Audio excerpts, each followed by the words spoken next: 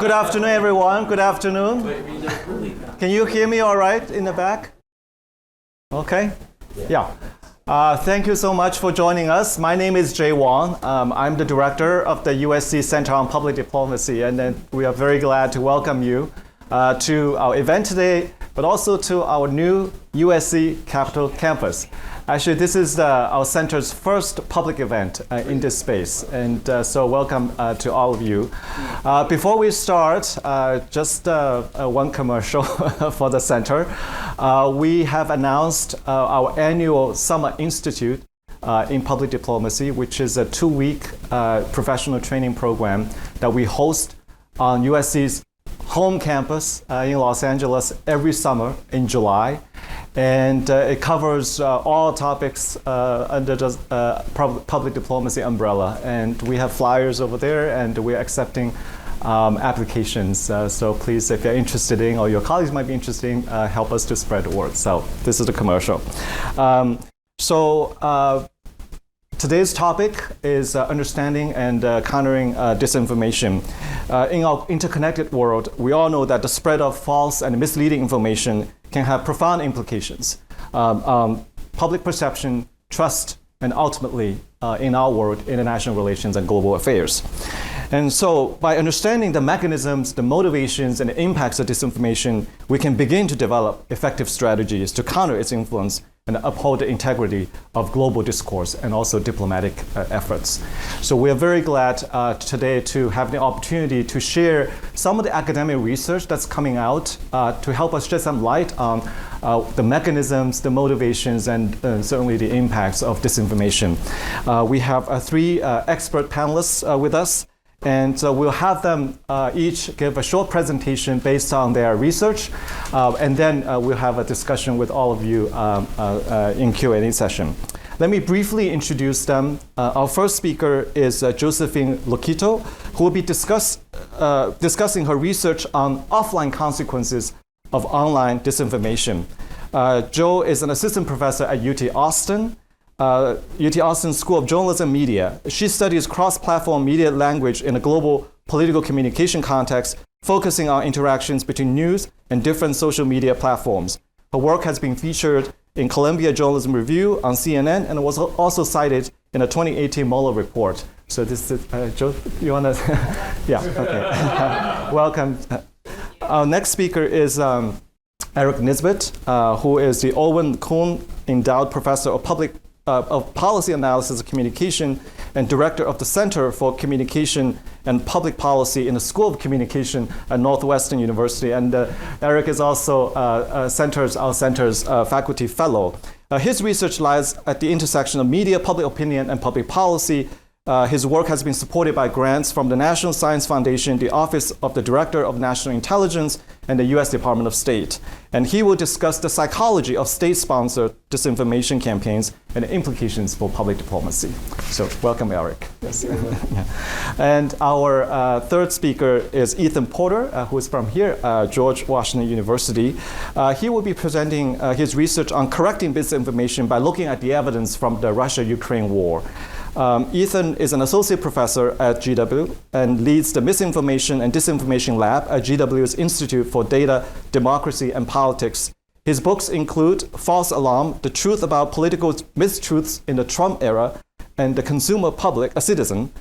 His work has been supported by the National Science Foundation, the Social Science Research Council, among others. So welcome, Ethan. Yes. So let's start with Joe's presentation and followed by Eric's and then Ethan's. Okay. Thank you.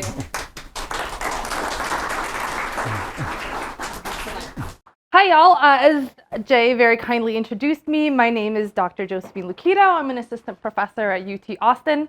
One of my main areas of work is to study mis and disinformation in the political context, both in the United States and around the world, primarily in Southeast Asia. And one of the things that I really focus on is the interaction between social media platforms, news organizations, and offline activities, both by the state as well as by citizens. One thing I think is really important to emphasize here is when I say social media, I don't just mean one platform. Oftentimes when we study or track social media disinformation, particularly from state actors, we focus a lot on Twitter, perhaps YouTube, Facebook, these sort of mainstream platforms. But I wanted to show an example of the US digital media, social media ecology. And one of the things that you'll notice is from 2012 to 2013, all the way up to 2023, one of the major driving changes of the social media ecology is that the number of platforms have exploded, right? So if we think about social media in 2010, we might have only had a handful of platforms. But by 2024, we've doubled, tripled the number of platforms that folks are on. Those platforms have splintered and scattered, so there are not as many individuals on those individual platforms. And they have become multimodal. They've gone from text primary-based platforms to platforms that produce a lot of video content and a lot of image content. So when I talk about disinformation actors on these platforms, I'm no longer talking about them being on Twitter or just on Facebook. I'm talking about them being on all of these social media platforms. I mentioned that a lot of my work has focused on both US and international contexts, and so I am going to talk through a couple of different papers and studies that I've done, primarily focusing on Myanmar, China, and then I'll end with the Russian case. And so one of the projects that I had worked on most recently was looking at state-sponsored disinformation and state violence when used together in Myanmar. And this was in response to the Myanmar coup. For folks who are not familiar, Myanmar 2-3 years ago had a coup that ended their attempted democracy. During that time, the Myanmar government, or the Myanmar junta, attempted to use both state violence as well as propaganda in order to silence dissidents. And in conducting time series work or longitudinal work looking at Myanmar's efforts to suppress protest efforts, one of the things that you'll notice is that both the Myanmar junta as well as protesters were using disinformation across multiple platforms, and were both engaging in online and offline behaviors. Now, noticeably, if you look especially on the kind of state violence and the protest side, one of the things that you'll notice is that the offline activity is not directly linked to one another. In fact, it's indirectly linked through online activity. And so what was happening was that state actors were surveilling content coming from protesters online and using that to inform whether they would engage in state violence or when they knew a protest was actively happening. And so they were surveilling these online strategies to each other's groups to identify when these offline activities were happening. The other thing that we found from this sort of work was that state violence often succeeded state disinformation activities in about 2 weeks. And we found a similar trend in Indonesia, in Brazil, in Russia, and in Hong Kong and China. We know this is true, and this makes a lot of sense because disinformation is much cheaper to produce than state violence. It's much easier to have 100 bots produce a lot of disinformation than it is to have boots on the ground. And so oftentimes, disinformation actors or state actors will leverage online strategies before proceeding to the more expensive offline strategies. Another case that I wanted to highlight for some forthcoming work that I have with Sam Woolley, who is a colleague at UT Austin, looks more specifically at Chinese disinformation, particularly with regards to the Uyghur population in Xinjiang, the province. And so one of the really interesting things that we noticed about this particular disinformation campaign is that, unlike the Myanmar case, it's much more globally oriented. So the disinformation that China, and specifically the 50 Cent Party, was producing here was in both Mandarin Chinese, but was also in Japanese, it was in English, it was in a variety of other Southeast Asian languages. And that's because even though the target, what they were talking about in their content, was oriented towards the Uyghur population, who they were trying to communicate with were global audiences. So one of the things that they were trying to do here was to persuade global audiences that they were either treating the Uyghur population well, or that they were being perceived poorly by other global leaders. And so as we're thinking about these sort of disinformation campaigns, it's important to recognize that the target of disinformation can be both who the disinformation actor is talking about, as well as who the disinformation actor is trying to reach. And those might be two different populations. The last case I wanted to talk about, and I touch upon Russia in particular because they're, of all the countries that I've studied, one of the most sophisticated in terms of disinformation campaigns. And I've been studying Russian disinformation and public diplomacy efforts for about a decade now, since my early PhDs and master time. For those who are not as familiar with Russian disinformation, they've been using digital disinformation for as long as they've had access to the internet and for as long as they've been attempting these public diplomacy and propaganda strategies. In 2014, they did some of this early work, focusing particularly on Ukraine and Euromaidan. And this was where they were starting to test out their different disinformation strategies, including dismissing, distorting, distracting, and dismaying. And one of the things that I think is really important to emphasize when it comes to Russian disinformation in particular is that they're not always trying to persuade with their disinformation. The goal isn't necessarily to get someone to vote in a certain way or get someone to believe a specific piece of information. Instead, what they're trying to do is to distract you from another news story, or they're trying to make you feel discouraged about engaging in the political process, right? So it's not just about persuasion. Another reason why Russia in particular has been quite sophisticated and quite successful is that they oftentimes will use a very widespread multi-platform campaign. So for example, in 2020, one of the big things that they did was they would trial balloon messages on Reddit before posting them on Twitter. And what I mean by that is that they would see if a message succeeds really well on a particular subreddit, and then if that message did well, they would be more likely to include it on Twitter about 2 or 3 weeks later. And so we were actually able to track these individual messages and links when they were being initially posted on Reddit and then subsequently posted on Twitter and larger social media platforms.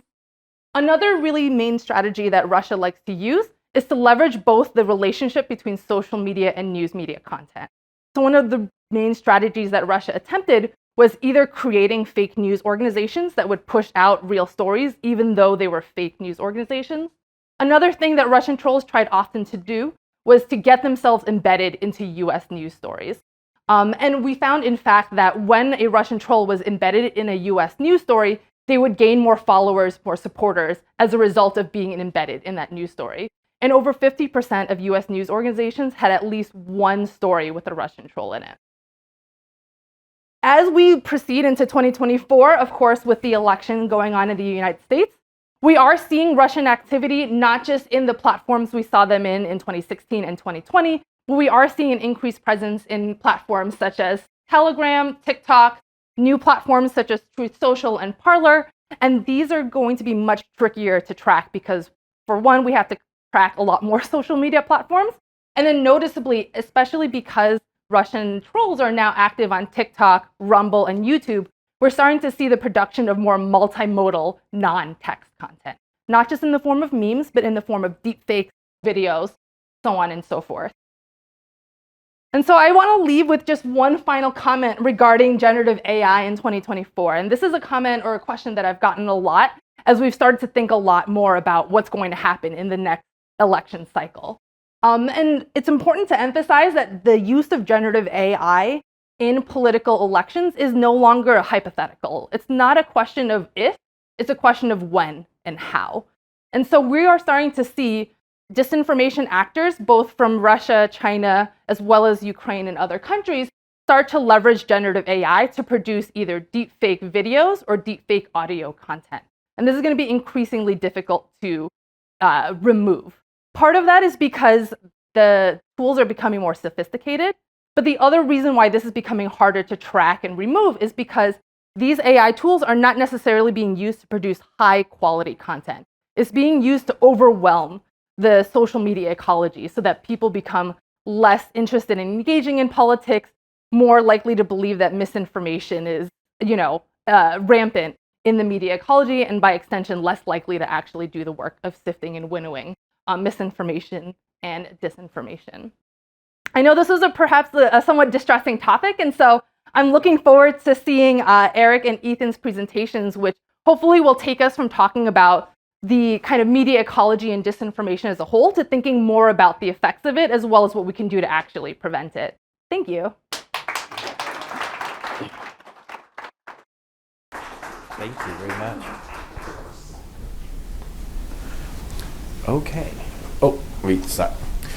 Thank you everyone for your time today. What I'm going to do is give you sort of an overview of an actual forthcoming chapter that we have in the Public Diplomacy Handbook, which is edited by a colleague of Ethan's, Shauna Day, at George Washington. And the presentation I'm going to give is an overview of that, as well as based updated and expanded version of an article we published in the Hague Journal of Diplomacy back in 2019. And what I'm going to talk about today is not so much somewhat of the psychology, but really what can we do? How does understanding the psychology of state-based disinformation campaigns, how does that inform what we can do about the problem?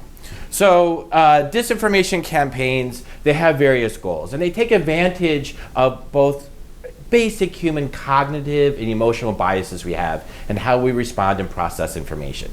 They try to polarize us, what I call in our chapter identity grievance campaigns that really focus on strongly held religious, political identities and grievances, amplifying them, and as Josephine said, not necessarily to persuade, sometimes simply to polarize and attack our institutions and trust. They also overwhelm us.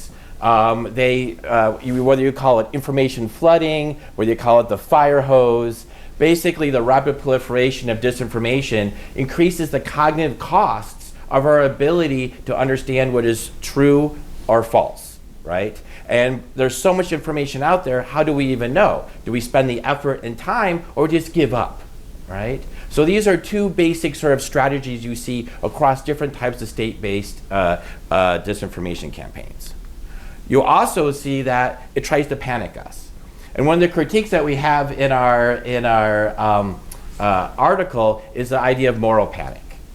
Basically that we need to be thinking about second order effects.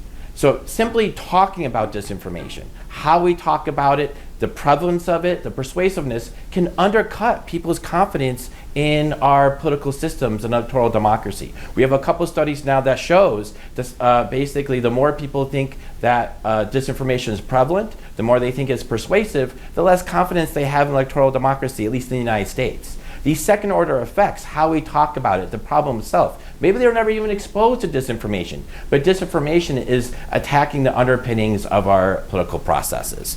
And the other thing is truth, right, or illusionary truth. There's a well-known psychological effect called the illusory truth effect that basically we often judge the veracity of information by whether it's familiar or not. It's more fluent in our brains. Just sort of banal, everyday exposure to disinformation can increase people's likelihood of thinking it's true, right? So these are four sort of psychological biases and processes that really we need to think about how do we devise strategies to counter them. Well, when it comes to identity grievance campaigns, we argue that you need to affirm and acknowledge, right? The idea is there are what we call affirmation messages. You affirm people's identity, they're less likely to be threatened, right? Because the idea that disinformation, it basically is, oh my gosh, your particular group is being threatened by another group. It's trying to divide us. By affirming identities, or even focusing on our shared identity, our shared national identity, our shared European identity, our shared ethnic identity, that can also reduce the idea of threat and refocus people away from these identity grievance campaigns. The other thing is solution to efficacy messaging. Often when disinformation is focused on grievance, well, how do we provide information that acknowledges this legitimate grievance, whether it's social, economic, cultural, for example, as well as then say, okay, rather than this is a solution to us, this is how we can collectively, all right, give people a sense of efficacy. Often disinformation hits those who feel like they can do nothing about the problem. They're angry. But how can we flip that on its head, be something constructive to solve this grievance or problem that disinformation is highlighting? All right. Sorry, I couldn't resist a Saturday Night Live clip. All right. The other thing we can do when we think about information overload, right? We can aid and reassure, right? So in terms, we have a paper out looking, for example, at Russian disinformation around COVID inside Russia. And we found, for example, that it's a concept that comes from psychology called learned helplessness. When people feel out of control, they feel helpless. They're overwhelmed by the cost and time and effort to figure out what's true or not. That loss of control opens up people who can conspiracy theories. They're more open to disinformation because they treat all information as either valid, right? And they try to give up figuring out what's true or not.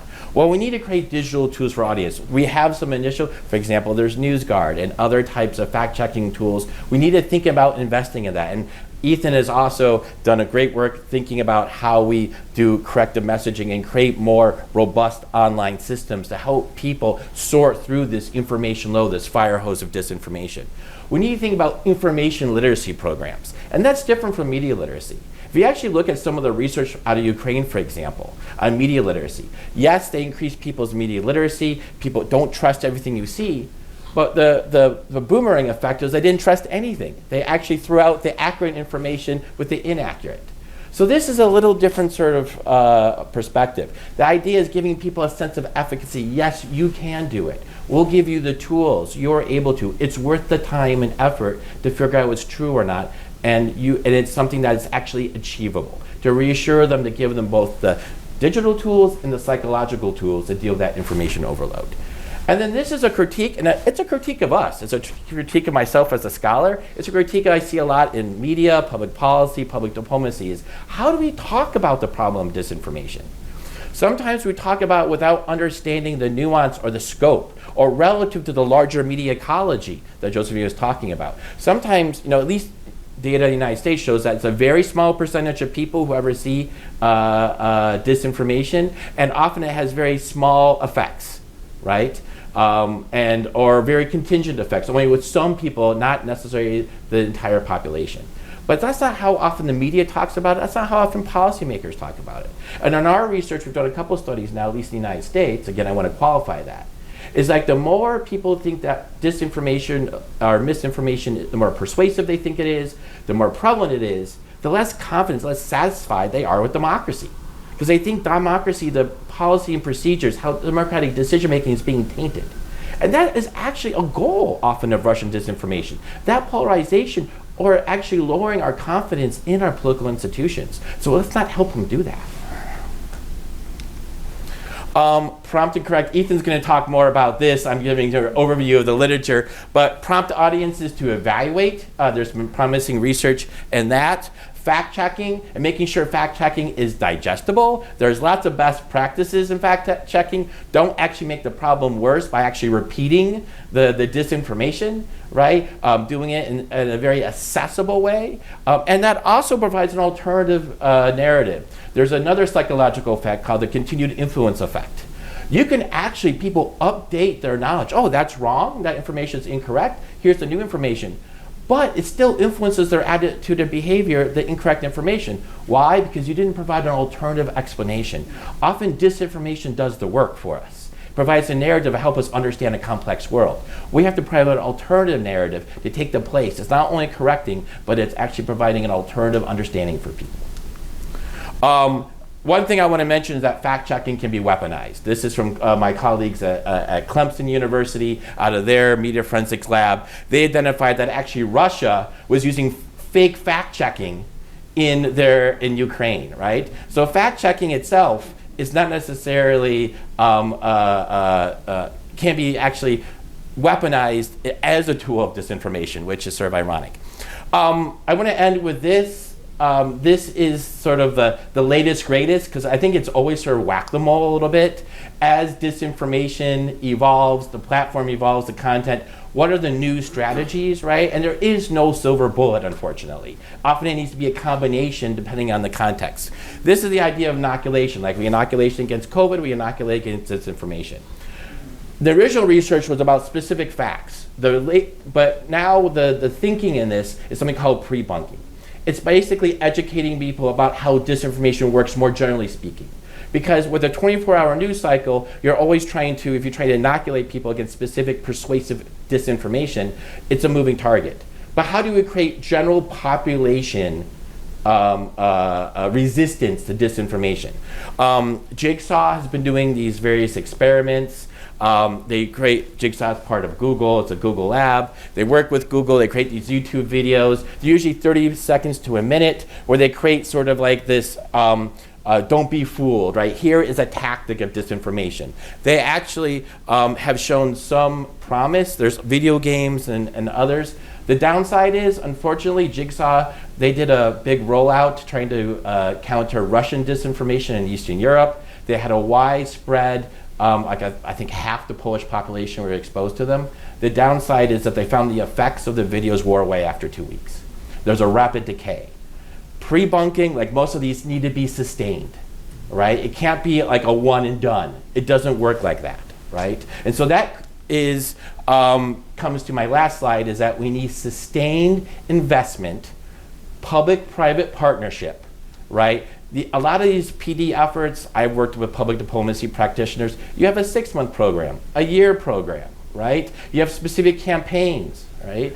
The issue is that if we're really going to deal with this problem, we need to work with private partners, these platforms that have proliferated, as Josephine talked about. We need public engagement and investment, and we come up with strategies that we can't be pre-bunking over 2 weeks and think that's going to be effective. It needs to be ongoing reinforcement and investment.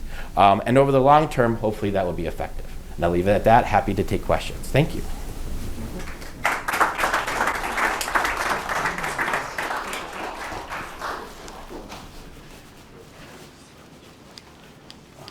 Oh no, I'm giving it all away. So nice to be here with everybody. Really a pleasure to follow Josephine and Eric. I am going to follow in their footsteps by looking specifically at an effort to combat misinformation about the Russia-Ukraine war that my colleagues and I undertook about a year and a half ago. I'm going to share the results and contextualize it. Some of the results might be really exciting, at least I think they're exciting. Other results that we have that I'm going to share with you today will probably be a little bit dispiriting.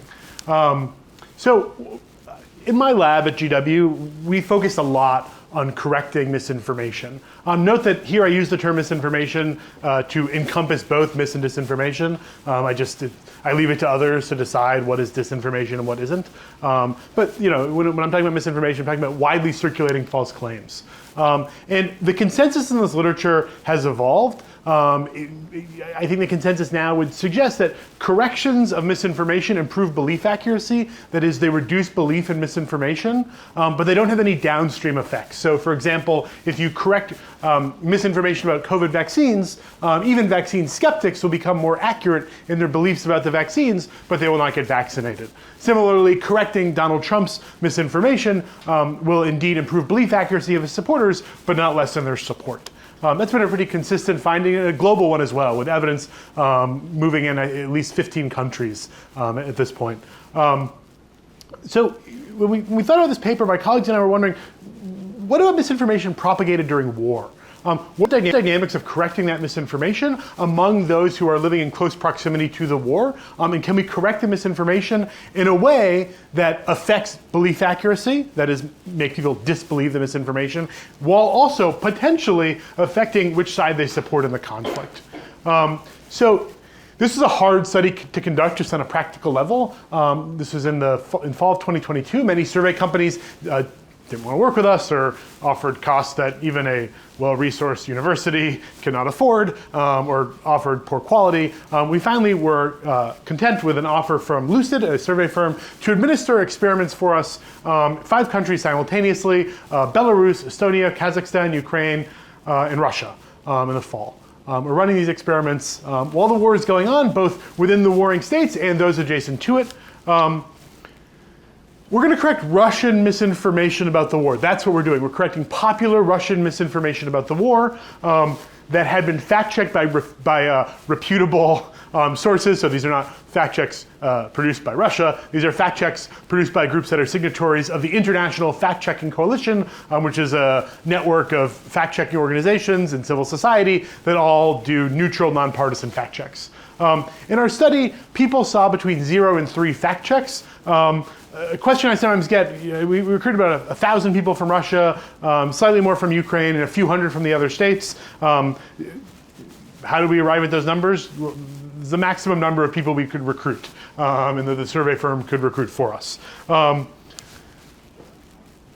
to be clear, my co-authors on this project are R. Bailey Scott, Thomas J. Wood, one of Eric's former colleagues, and Roshan Zendayeva.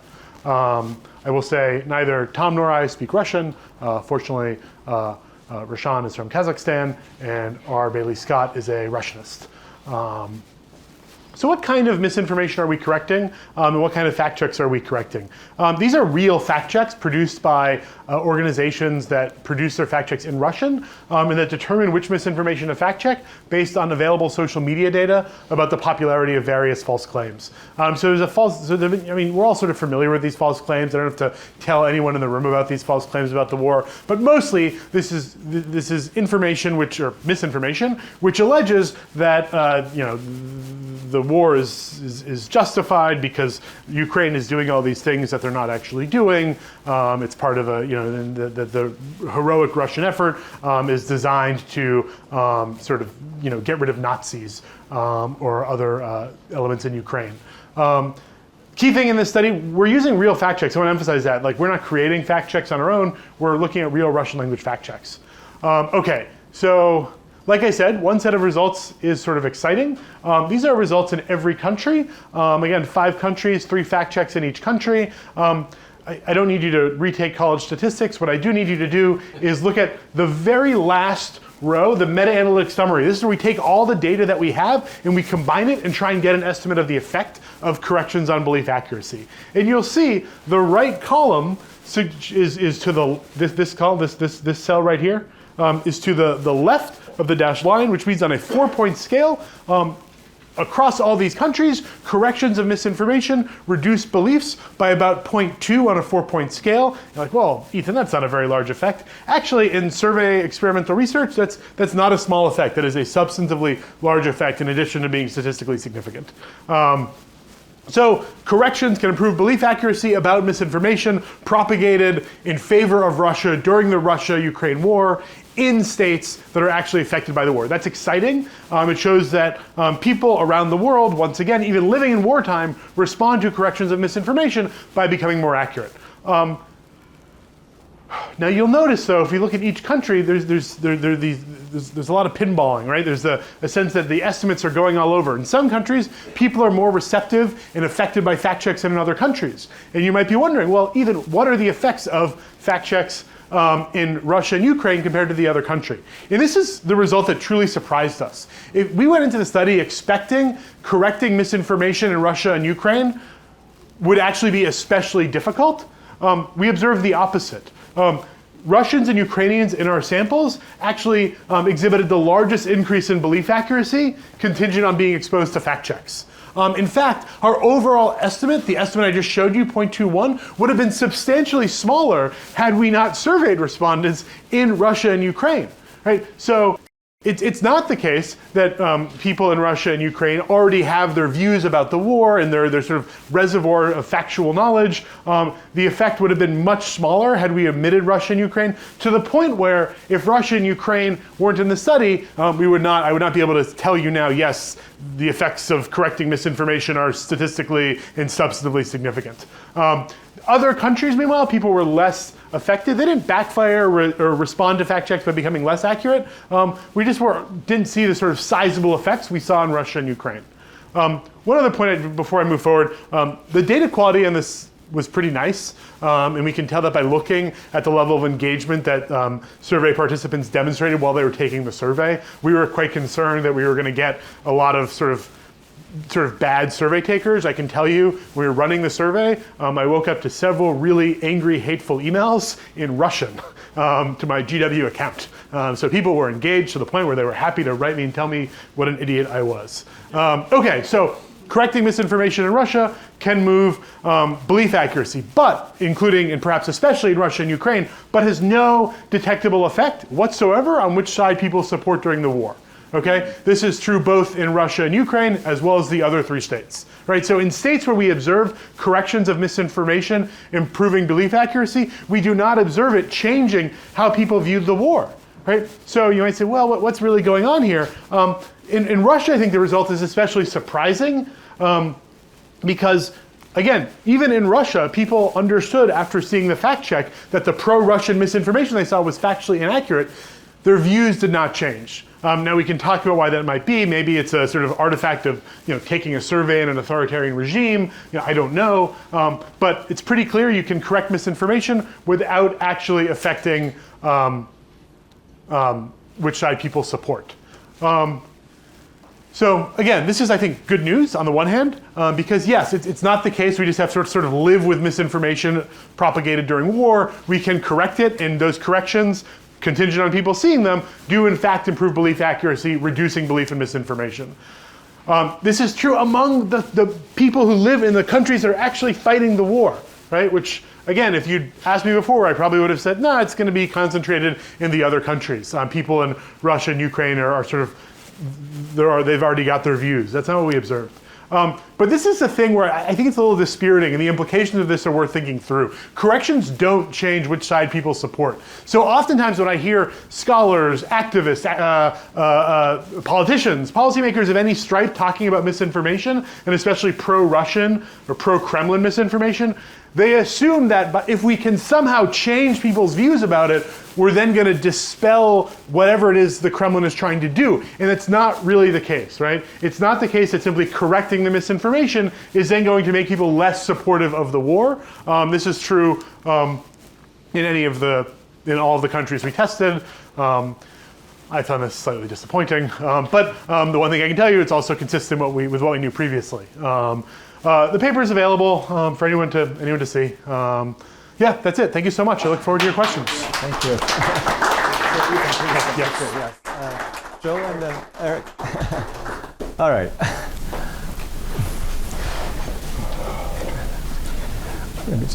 Thank you so much. Fascinating studies, and I hope that you'll find it interesting and have raised many more questions. Before we do that, I would like to invite Adriana Brassard, who is the head of public diplomacy for the EU delegation to the United States. Adriana, we have been discussing this issue, what public diplomacy can do to address disinformation. And I would like you just to share a few comments, and also if you have any questions for the panel, and before we open up questions for everyone. Yeah. Well, thank you for that. I may just stand up so people can see me.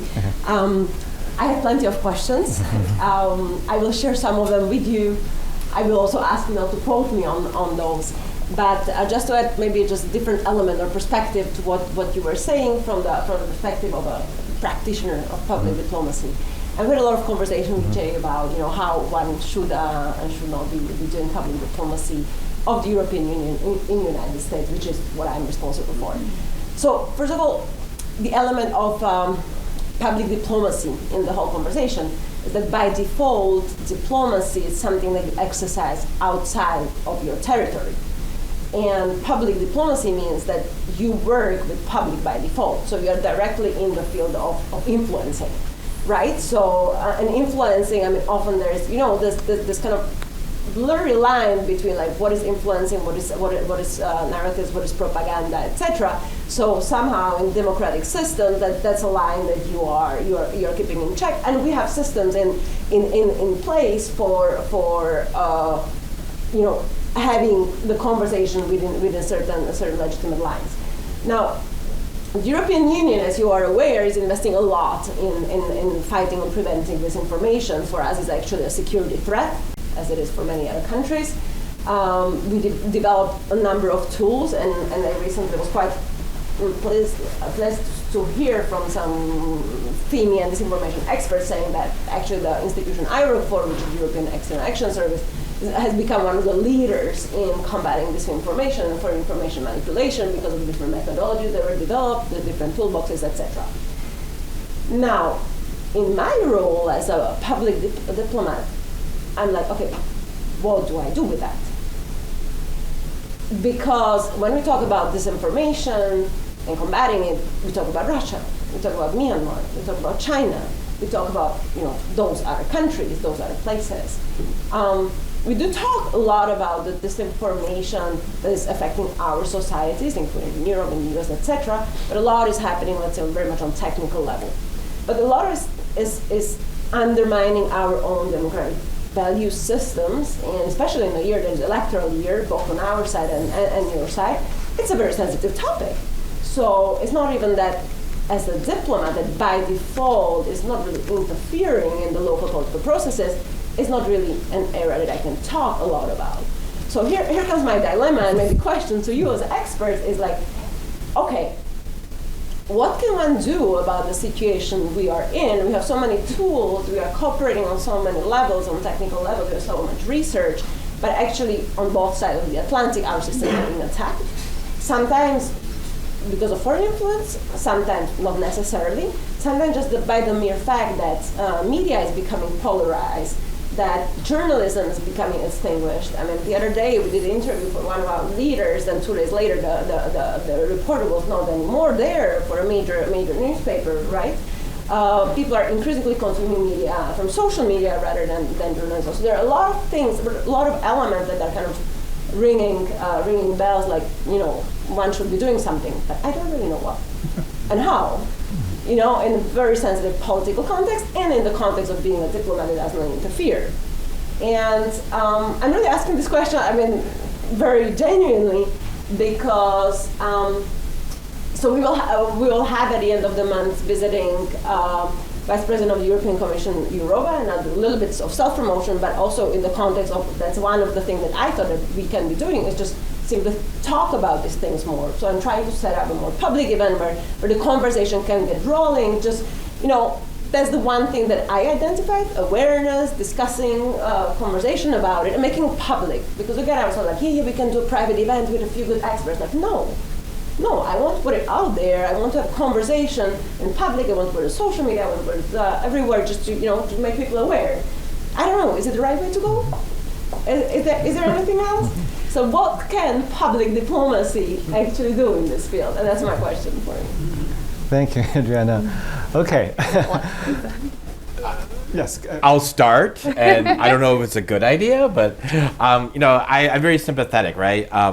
And so what are my thoughts, because I was talking to a reporter yesterday about TikTok, for example, and the United States, from a national security perspective, the idea is to ban TikTok because of China and ownership and the possibility of state-sponsored disinformation as a platform thereof.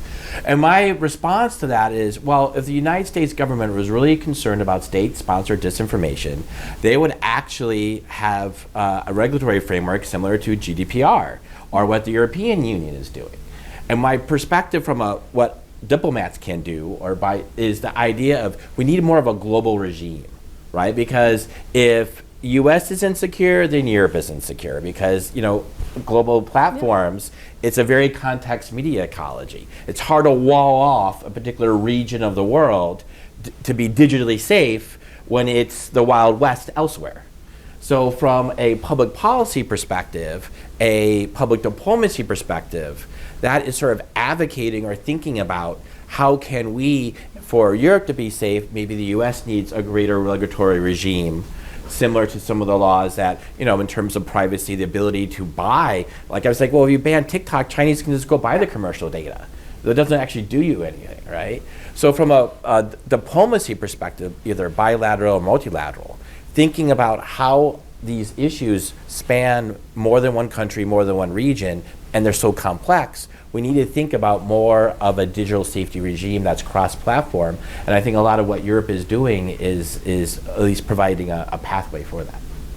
I'll piggyback off of that comment. And I have kind of 3 points that I wanted to emphasize. So first, I think engagement is really essential. One way that I like to distinguish between public diplomacy efforts, which tend to be, from my perspective, more transparent, more upfront, honest about who's actually communicating with the public, and propaganda, is that propaganda tends to be more subversive. You lie about your identity, and a lot of the disinformation that I do track is identity-based disinformation, when you lie about the country that you're from, when you lie about your demographic status, so on and so forth. And so I think that sort of transparency is really essential for public diplomacy experts and specialists to combat propaganda, which tends to be more disingenuous.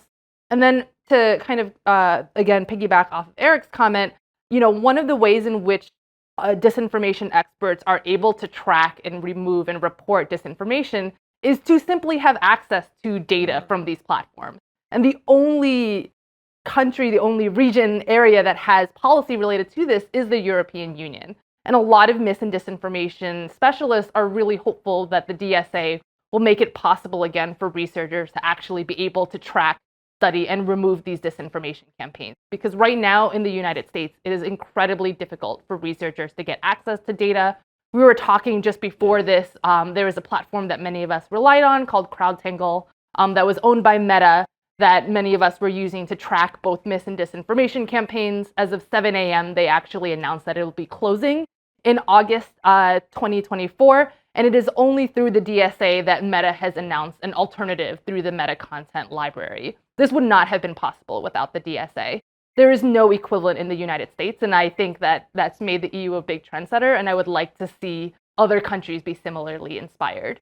And then the last point that I'll make is that one real shortcoming of the United States when it comes to combating disinformation and misinformation is that we focus too much on English dis and misinformation, not enough on Spanish mis and disinformation, Mandarin Chinese, so on and so forth. And this is something I do think that the EU has been much more mindful of, particularly because there are countries that speak many different languages. And so I'd love to see, the EU, but particularly public diplomacy specialists, really push to do disinformation tracking in non-English because of how much of that content proliferates online. My colleagues all have great ideas. The one thought that just comes to mind, two thoughts. One is we should always be sober-minded about our expectations, which is maybe the lesson I keep on learning about mis and disinformation. We can draw people's attention to it. We can tell them that it's untruthful. They can respond to that by actually effectively agreeing with that assessment. But it would be wrong to then assume that we're going to be able to change people's views about the problems that we attribute to misinformation. I think that's true with the results I shared today. I think that's true generally. I think speaking about it in public is great, though I will say the people I tend to worry about most are the people who are definitely not at events like these, right? I mean, in reaching those people through creative public diplomacy is a great task. One certainly beyond anything that I can speak to authoritatively. Well, thank you. Thank you, Adriana, for your comments and also the question. Let's hear from the rest of the group. Please just briefly identify yourself and then, I'm Tom Miller from George Washington University. I've got two questions, one for Ethan and one for Josephine. Ethan, do you have any theories why in Russia and Ukraine they were more ready to correct the false information? Is that they're so vested that they're paying more attention? And then one for Josephine, regarding the trial balloons for disinformation and Reddit, and then followed by X. Did they get used feedback from the trial balloon to tailor their messages, and if so, how? And on Twitter. Yeah. Sure. So just really quickly, do I have a theory? I have lots of theories. Are they true? I don't know. But the best one I can come up with is something like your speculation, right? Which is that ultimately the respondents we recruited in Russia and Ukraine were simply paying more attention and probably, sadly, had not seen the fact checks that related to them on a pretty important level. The best available evidence we have from the US shows that so few people who consume misinformation consume fact checks. That's almost certainly the case in Russia and Ukraine. And by recruiting people who don't usually take part in these surveys, we're probably showing them fact checks for the first time in ways that those fact checks matter to them. And in terms of the content I was tracking, trial ballooning from Reddit to Twitter, I did not notice any adjustments before moving it to Twitter, although I did notice that there were some messages that didn't get as much engagement on Reddit and were therefore not posted on Twitter. I did see also that either individual images or individual URLs would be shared when the content wasn't, although there was no kind of open public discussion that might have had an internal discussion within the brigade or within the IRA at the time.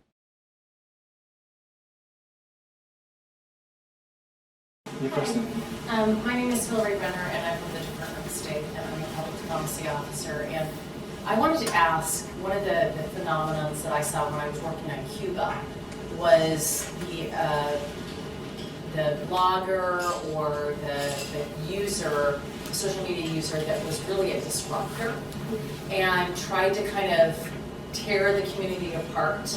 And I just wondered if you have studied that, any tactics around how to combat that?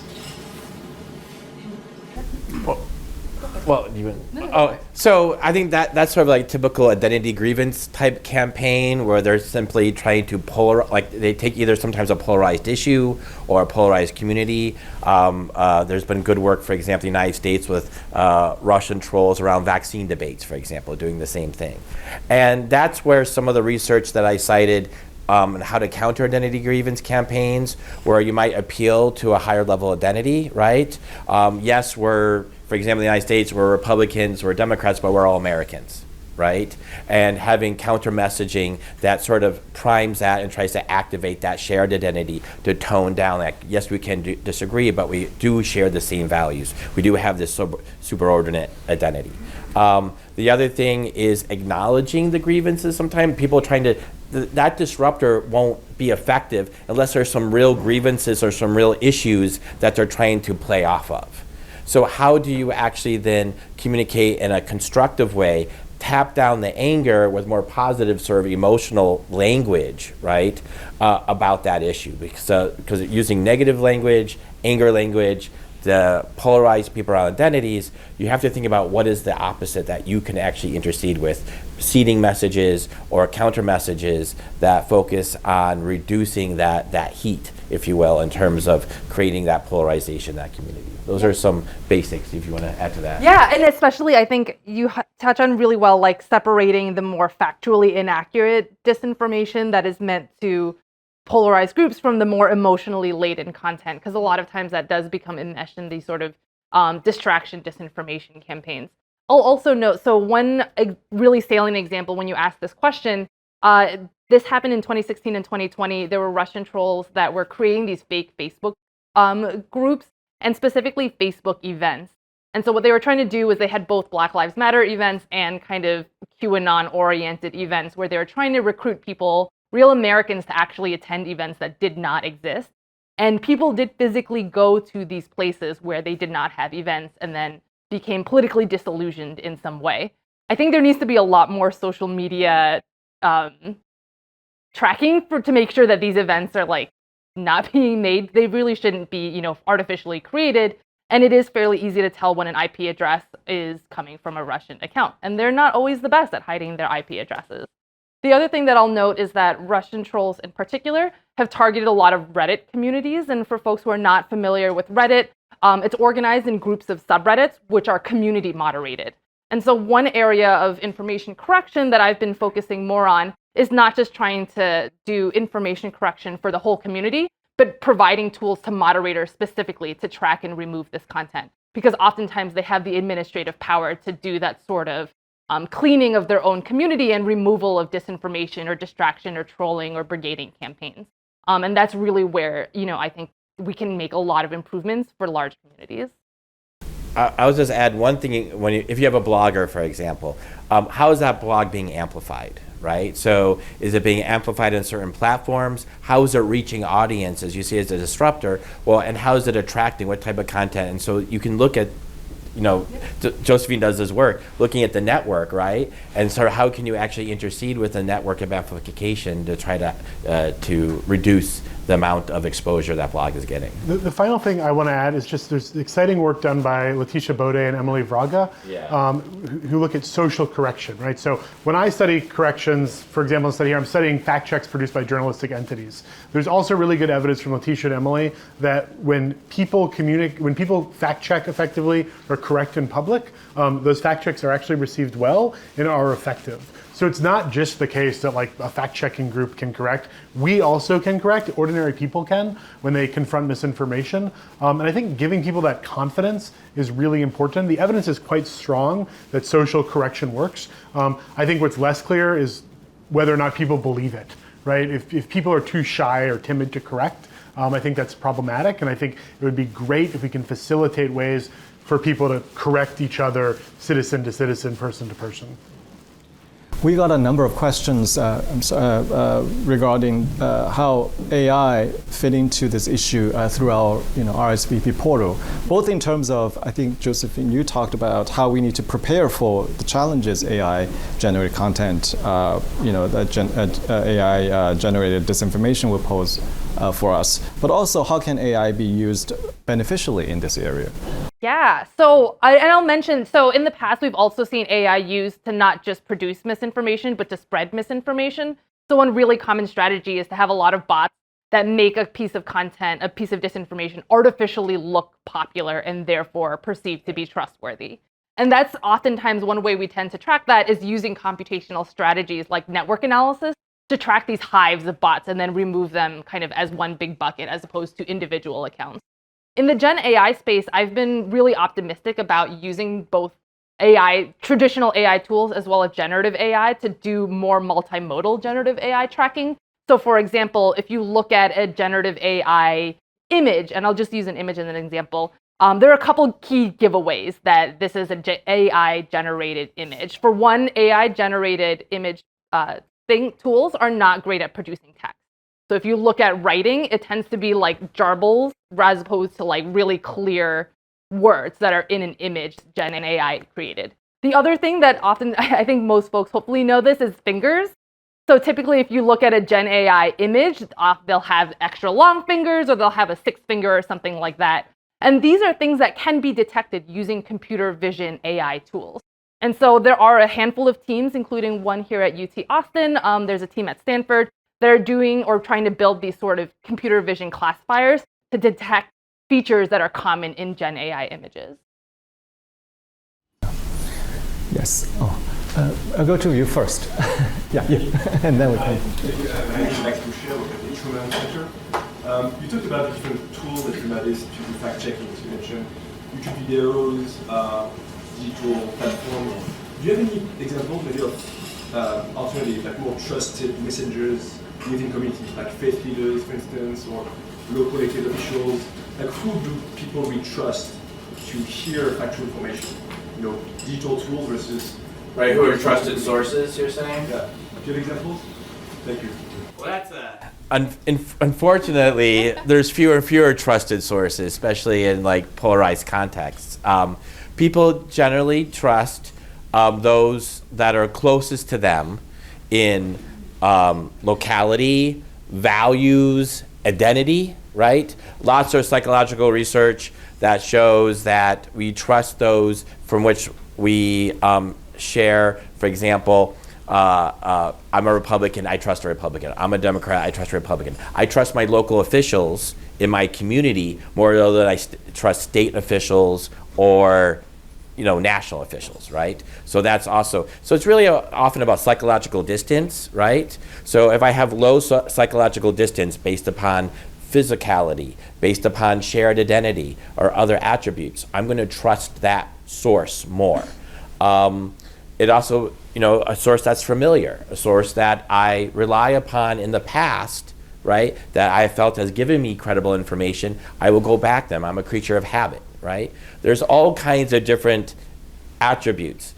The question is, can you leverage these social factors, psychological factors about trust and persuasion at scale, right? Whether it's some type of digitally amplified platform, is it a way for local officials? I mean, we have an issue with public health officials in the United States, right? We had a public health crisis. Actually, they were trusted, but now it's so polarized, actually, that unfortunately, some people trust public health, some people don't. Our local school boards, it used to be that we could leverage these folks at our local community in the United States. That has become more difficult. At the same time, on average, they still are more trusted than people that are far away from them. So I think part of this, when we think about tools and opportunities, it could be where we create sort of locally distributed resources for people around maybe certain issues. It won't be every issue, but maybe issues that impact localities, like public health, economics, that we can actually have locally trusted sources or spokespeople who can use, maybe it's sort of another level of peer, right? It's sort of like, instead of your peer being your friend, it's people in your community that have some authority and some status who can actually provide reassurance or provide direction in terms of like fact checking or accuracy checks. So that's just hypothetical. You guys might have other ideas. Just really quickly, I will say, when I first started getting into the study of fact checking, I expected that people would respond very negatively to sources they didn't trust. So for example, a Republican wouldn't trust a fact check produced by MSNBC or the New York Times, and Democrats wouldn't trust Fox News. And to some extent that's true. Effects tend to be smaller, but they don't disappear. What we've actually observed in several studies is you can correct people with information provided by a source they do not trust and regard as biased, and yet those people still become better informed for having seen the correction, which I think is counterintuitive. I've observed this a lot, and it always is sort of surprising. Like, oh, I don't trust them at all, and yet on average, the people who say that are slightly affected still. That's optimistic. It's kind of cool. I just want to add, actually, at USC Annenberg School, we have a team looking at exactly the question that you asked, but in the gaming world. And so the question is, do those characteristics, characteristics being trustworthy and the impact, are they generalizable beyond the gaming world? But because it's a very large-scale study, there are many things that you can learn from people's behavior in games, and that may be generalizable, to sort of the broader behavior. But let me know if you're interested. I give you the faculty's contact. Yes. Well, we have a lot of hands here. We see Matthew first, and then comes to you. Thanks, Jay. Matthew Wallen, American Security Project. So if the data shows that after people receive the true information, after they've read the fact checks, after they've been informed, that their behavior doesn't change, then does the fact check matter at all in the first place? Are we completely missing the point when we're really talking about influence? And that influence always has to be about action. I mean, we all know that when we get fact checked, some people go through almost a fight or flight, and a lot of people choose to fight, or to just say, oh, I don't care anyway, it doesn't matter. So what are we missing in this in terms of actually changing people's behavior when we think about it as kind of the purpose of public diplomacy? Sure. Let me. I thought of this question a lot. If nothing else, I'm an educator. We all want well-informed democratic citizens. It's better that people know that misinformation is misinformation than not. That being said, there are two sort of exceptions to this pattern that I think are worth remarking upon. That might be helpful. One, a group of researchers and I published a paper in 2020 where we sort of overdosed people on fact checks about Trump's false claims about electoral integrity. And we observed independents and Democrats actually becoming more trusting of elections who were exposed to a very high dosage, an unrealistic quantity of fact checks. So there was some attitudinal movement. The other exception that I observed, where fact checks can actually shift attitudes, has to do with when the spreader of misinformation is extremely unknown. So when people have no idea, like this person lied and I have no attachment to them, I don't like them as much, I like them less. That actually can work, right? So in those cases, often public diplomacy might be few and far between because we're dealing with states and political leaders that people know. But when the target is less well known, then fact checks can actually, in those cases, shift attitudes, though I leave it up to you to determine whether there are analogs in the public diplomacy space. Can I just respond to that? Someone's been working with public diplomacy for a long time and working with both academics and practitioners. Your question gets to the heart sometimes of what is public diplomacy the goal?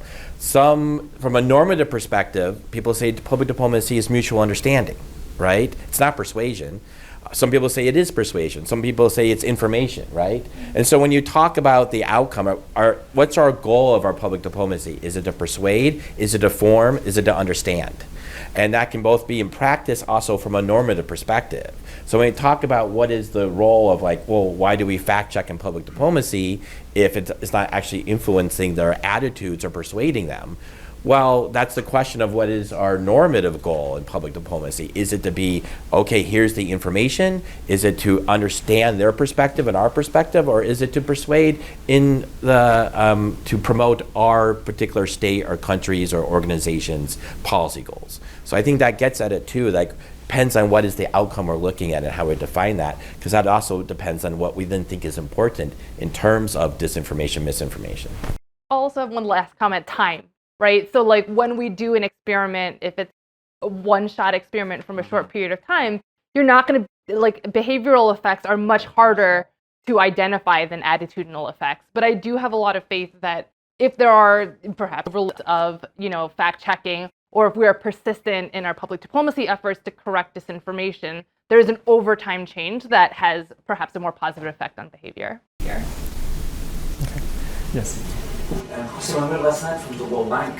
Let me start by just following on your earlier plot for the Summer Institute. I was part of it in 2007. I think it was excellent. Wonderful. The question was, are you aware of any good experience of an education system, any Ministry of Education that has been integrating into the curriculum for high schoolers how to, like, media literacy and how to deal with misinformation? And related to this, the possibility of then enlisting high schoolers in being kind of requiring social correction and getting into their excitement and their energy. Do I know of anyone? I think the jury is still out on that. I mean, even in Illinois, where I'm from, or at my school, we have actually a new law to do that. We have a law on the books they passed to do high school education on, like, media literacy and misinformation. And we have people at our university who are like, okay, we have the law, how do we do it? Right? So it's, it's better, easier said than done. So they're working on that very curriculum in my state. I know other countries like Italy have engaged in, I believe, media literacy programs. I know in Europe, I know there's been a lot of media literacy funded from various governments in Ukraine, for example. And I think what I mentioned was one of the things with media literacy or these information literacy programs, you have to be careful because you don't want to then increase people's distrust in especially established media sources, right? You get people, you went skeptical but not cynical, right? And they've seen that where there have some boomerang effects where, again, they are distrustful of all information, and thus it's hard to get accurate information in front of them, right? And so this is something that I think I think there's lots of different experiments globally, even in the United States, state by state. And I don't think there is quite yet a best practices yet. There are suggestions and studies, but has there been actually a successful case?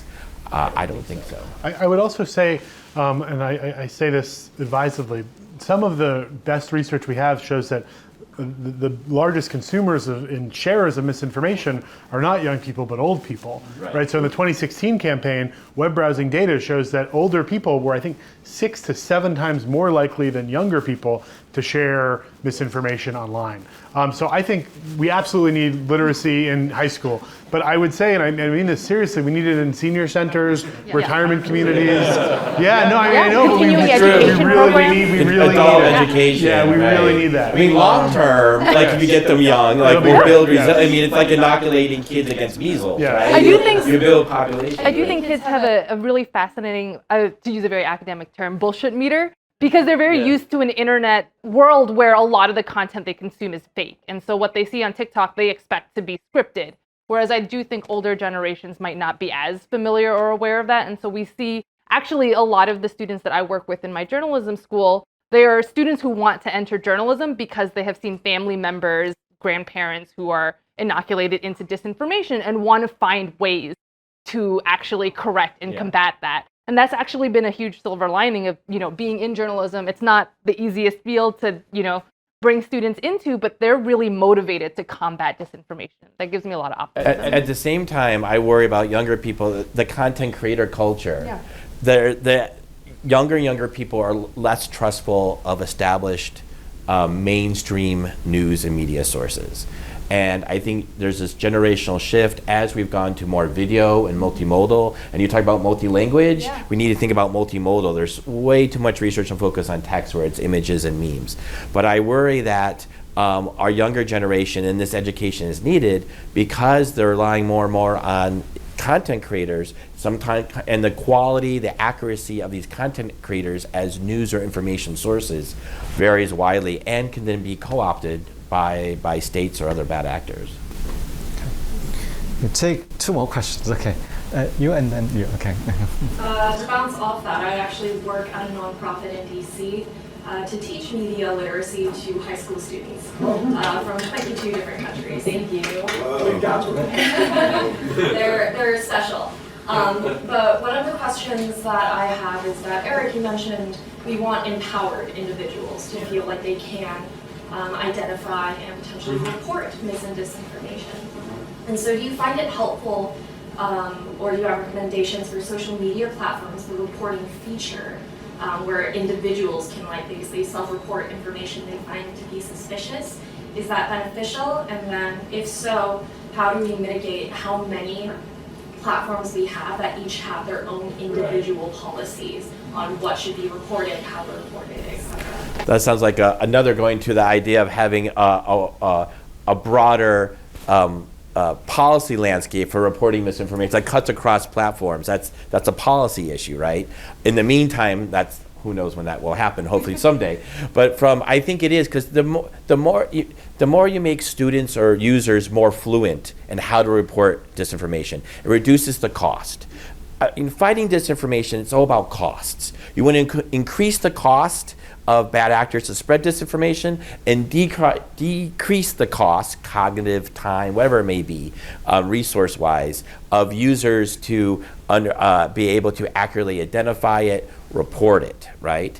And so, and the more costly you make bad actors through GDPR or other privacy rules to make it more difficult to spread it, that limits it. The more easier you empower users to report it, to be able to identify it, not be overwhelmed by it, to be inoculated against it in some way, right? That also then reduces the cost of them able to dismiss it. And then in turn increases the cost, more resources needed to overcome that resistance by bad actors. So it's this game, this whack-a-mole over time where and I think what you're doing is in that vein, and anything you can do to make it easier, more fluent, just more students to report disinformation, to spot disinformation, in the long term will pay off.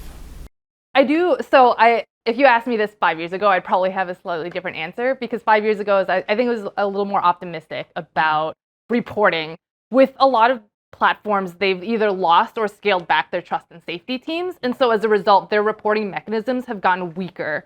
And without that sort of policy or regulation, I really worry that these platforms will not be regulating this sort of misinformation. And we have seen a lot of situations where people will report mis or disinformation and not have it pulled down. And that's really problematic, right? And so I do think we need policy in this space to require social media platforms, when a piece of content gets reported, it oftentimes gets evaluated by some sort of artificial intelligence, some sort of algorithmic tool, or some sort of individual human moderation. And we need to go back to a system where anything that gets reported by a user is more strictly reviewed, as opposed to kind of letting go of these trust and safety teams that were really doing the bulk of this moderating work. I totally agree with that. I think the reporting itself is probably not effective, but getting them to report it sensitizes it to them to disinformation and gives them a sense of efficacy. So there's the psychological aspects, educational aspects of it. Unfortunately, as Josephine said, the efficacy of that reporting is suspect. We have seen in really interesting efforts where groups of individuals will report a piece of content. So if you see a piece of misinformation or a piece of hate speech or violent content, you might share it with a larger group and have that group report it collectively.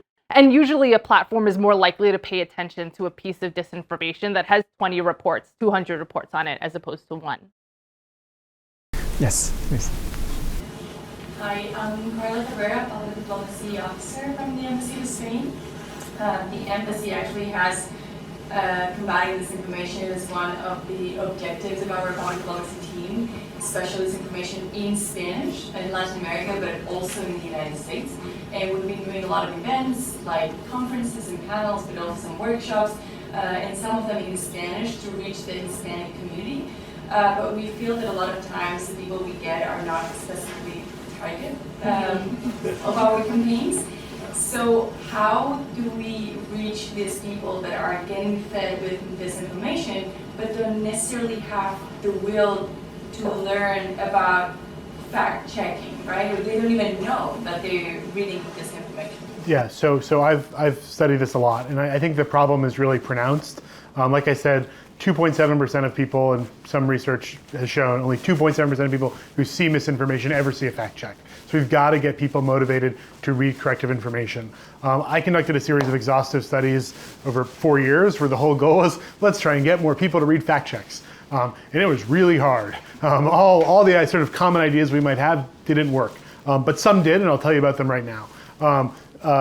One sort of message that consistently got people to read fact checks emphasized that people like them were reading fact checks. So partisanship mentions actually didn't work. So it wasn't just about, oh, you're people who agree with you politically. It was this general catch-all category of people like you repeatedly worked and got people to read fact checks, including, and this is important, people who otherwise were consuming misinformation.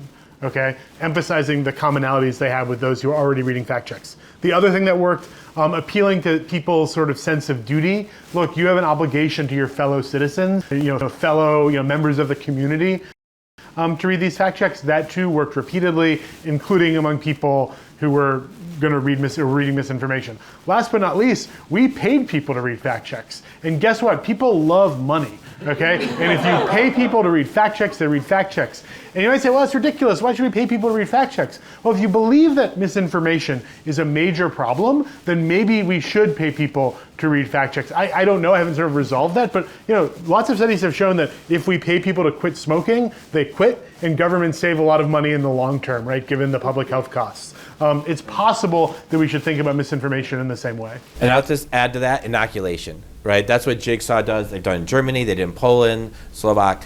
It's 1-minute videos about a specific type of disinformation tactic. It's effective, they've shown it. The question is it sustainable?